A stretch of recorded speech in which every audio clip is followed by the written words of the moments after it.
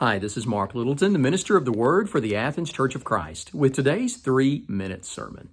This week we are looking at Psalm 51, a psalm written by a man named David. And in this psalm, I think David gives us some excellent counsel for how to deal with anxiety when we face it in our lives. I said yesterday that, man, there's so many things going on right now in our world and our culture that cause us anxiety. What do we do with all of that? I think David reminds us of some things in this psalm that are so important for us to remember about God and about the characteristics of God when we're in the middle of anxiety. One of those things that we need to remember is found in verses 1 and 2 of the passage. David in Psalm 61, 1 and 2 reminds us we need to remember in the middle of our anxiety how our God listens to us. He says in verse 1, "Hear my cry, O God. Listen to my prayer. From the ends of the earth I call to you. I call as my heart grows faint." David cries out to God and says, God, I need you to hear my cry. It's a word that means to pay attention to something.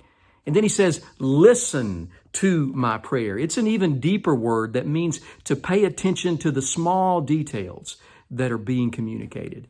David says, God, I am counting on you to pay attention to me and to hear exactly what I am saying, to hear exactly what's going on in my heart as I cry out to you. Well, why was it so important that David knew that God would hear him? Well, look in verse 2. He says where he's calling out to God from. He says, from the ends of the earth, I call to you. I don't know if that meant that David was far away from Jerusalem where the presence of God dwelt in that day in the temple. I don't know if it meant he was physically separated from Jerusalem, or it could mean David was just saying, hey, even though I'm close to Jerusalem, God, right now, spiritually and emotionally, I feel so very far away from you.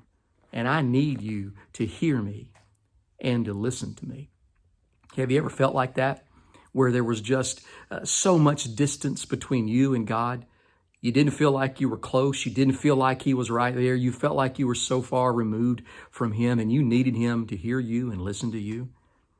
David describes in the middle of verse 2 what was going on in his heart. He says, from the ends of the earth I call out to you. I call as my heart grows faint. David said, my heart is feeble. My heart is weak. My heart is just feeling overwhelmed. God, I feel like I'm so far away from you. I need you to hear me, and I need you to listen to me. And here's the promise. When I have a relationship with God like David had with him, he does hear me. Even though I may feel like I'm at the ends of the earth, and even though I may feel like my heart is just overwhelmed, the promise is God will hear me and God will listen to me. You see what David is telling us in this passage is the weakness of my ability to call on God does not diminish the strength of his ability to hear me when I call. If you have a relationship with God through Jesus, he will hear you and he will listen to you when you cry out to him. No matter how anxious and overwhelmed your heart may be, friend, today, God will hear you. So my challenge is, whatever's going on around you today that's causing you anxiety and making you worry, take it to God. Cry out to him. He has promised that through Christ, he will hear and he will listen.